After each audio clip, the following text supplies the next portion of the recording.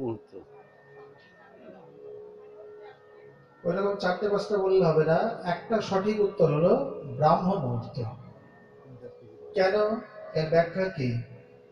যে জানে না, মনে করুন আমি জানি না ব্রাহ্ম মুহূর্ত কি, আমি যদি জিজ্ঞাসা করি ব্রাহ্ম মুহূর্তটা দিনের মধ্যে শ্রেষ্ঠতম কেন, এর উত্তর কি হবে?